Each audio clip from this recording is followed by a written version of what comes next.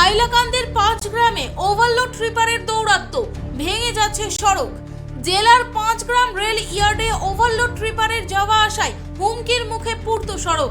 এ নিয়ে সরব হলেন স্থানীয় মানুষ।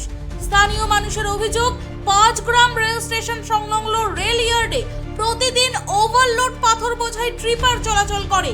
এর ফলে ভেঙে যাচ্ছে প্রায় 10,000 মানুষের যাতায়াতের একমাত্র মাধ্যম পূর্ত সড়ক। সড়কটি সংস্কারে বিধায়ক কমলাক্ষ দে পুরকায়স্থ এগিয়ে আসলেও ওভারলোড ট্রিপারের কারণে সড়কের অবস্থা আরো ভয়াবহ হচ্ছে।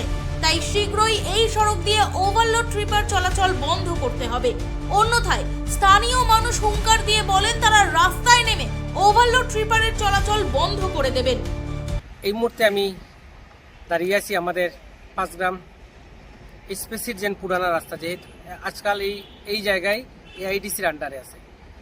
সবচেয়ে বড় কথা হইল যে এই রাস্তার জন্য আমরা এই কলোনির বাসী যারা অনেক ভোগান্তির শিকার হয়েছি, অনেক কষ্ট করছি এই রাস্তা নিয়ে।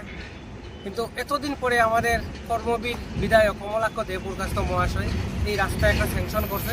এই রাস্তার কাজ ইতিমধ্যে কাজ শুরু হয়েছে।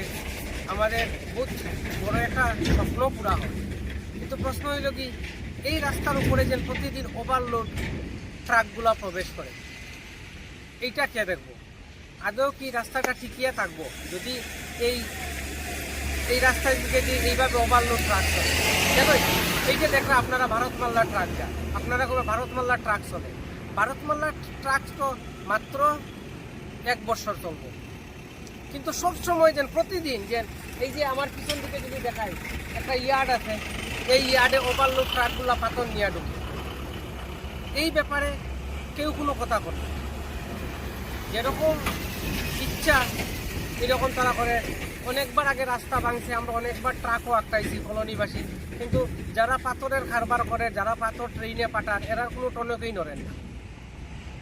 আমরা রাস্তা বনার আগে এরারে জানাইলাম, তারা তো 1 বছরের কাজ তারা করবো ভারতমাল্লায় যেটা মাটি নিয়ে, কিন্তু 1 বছর পরে যখন তারা ট্রাকগুলা ঢুকবো, আমরা এই ট্রাকে বাধা প্রদান করবো। এই রাস্তা থেকে যদি আপনার কোনো প্রকার ওভারলোড ট্রাক প্রবেশ হয়, তাইলে আপনি কাগজে লিখিয়া দিবা যে এই রাস্তা আপনি বানাইয়া দিবা। যদি এই রাস্তা আপনি যদি মেনটেন করুন না, তাহলে আমরা এই রাস্তা থেকে কোনো প্রকার ওভারলোড গাড়ি ঢুকাই দিতাম না।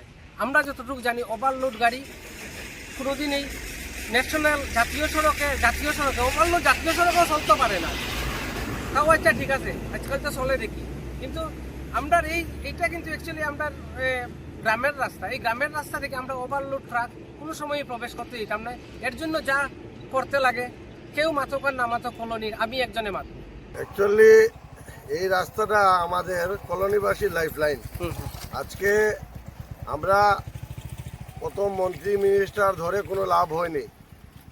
আমাদের পাশেই 100 মিটার দূরে হবে 2 এমএলএ ছিল, কিন্তু আজ অবধি এই রাস্তার কোনো নামগন্ধ ওরা নেয়নি।